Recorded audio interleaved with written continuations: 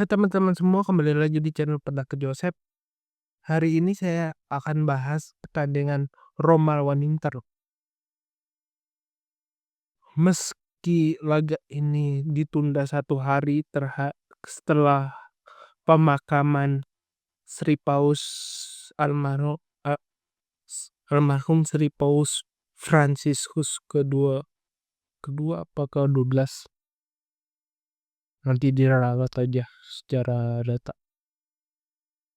Tapi tidak mengurangi five laga ini sebagai laga besar yang terbukti dalam pertandingan meskipun Roma tanpa pendukungnya, laga ini tetap laga panas, terlihat dari awal menit di mana 3-5-2-nya Inter, di mana ada komando Di Marco, Lautaro Martinez dan Darmian, dan banyak juga pemain kunci Real Madrid Inter tuh dipasang di menit pertama, berbanding kembali dengan Roma yang benar-benar sangat hati-hati melakukan pakemnya, di mana Manu Kone dan Kante menjadi gelandang bertahan pivot dan Pellegrini sebagai pengkreasi serangan. Hasilnya apa dari kedua tim memasang 3-5-2 dan 4-2-3-1-nya ini? Adalah yang paling jelas adalah tekanan di tengah hingga di kotak penalti sama-sama saling menekan. Misalnya kalau kita berbicara secara singkat adalah Federico Di Marco sangat menguasai sisi kiri Inter dan menyerang sisi kanan Roma secara responsif, sedangkan Eldorno Shomurodov yang dipasang di sisi kiri Roma yang akan menyerang sisi kanan Inter memberikan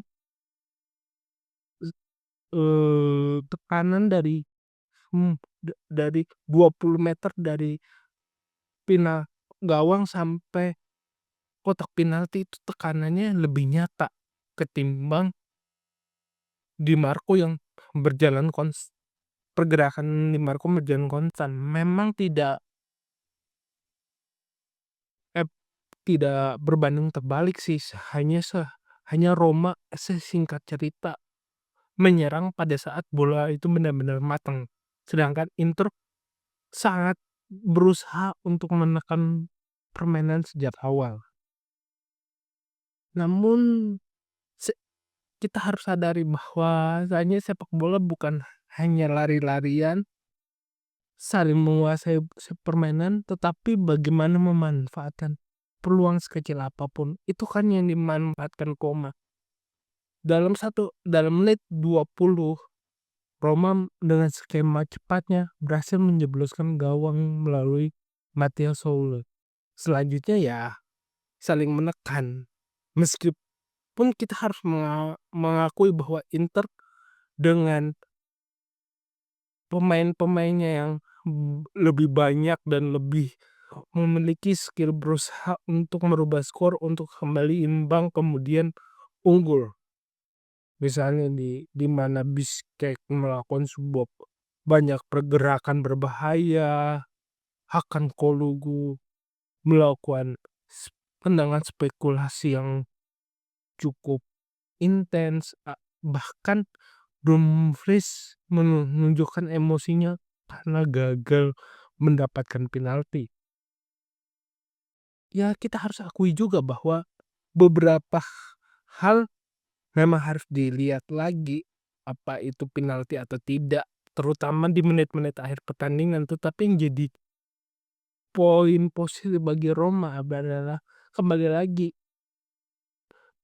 untuk pertandingan menjelang akhir kompetisi tidak dibutuhkan lagi bermain cantik ala Barcelona 2008, 2007, 2009, apapun 2010, ataupun permainan Roma yang cantik ala 2006, 2014 Ya romantis, seakan tidak peduli bermain cantik, yang penting bermain efektif sesuai kemampuannya bermain cantik ataupun bermain efektif, tinggal 2 itu, yang penting gol tercipta, dapat poin, dan semakin menekan lawan-lawannya. Hal itu memang harus dilakukan Roma karena sekali lagi di satu sisi mereka butuh poin, di sisi lain lawan-lawannya bisa jauh lebih siap. Yang bisa dilakukan Roma cuma satu hal, bermain di mana ada kesalahan sedikit dari lawan harus dieksploitasi, kalau perlu mencetak gol dan menang. Tidak peduli dengan bermain cantik. Cukup sekian dari saya, kurang lebihnya mohon maaf. Jika suka silahkan like video ini, subscribe pendapat Joseph. Jika ada kritik saran tulis di komentar, jika ada kemungkinan berinvestasi silahkan klik link Saweria di deskripsi. Akhir kata, sampai jumpa di video selanjutnya. Terima kasih.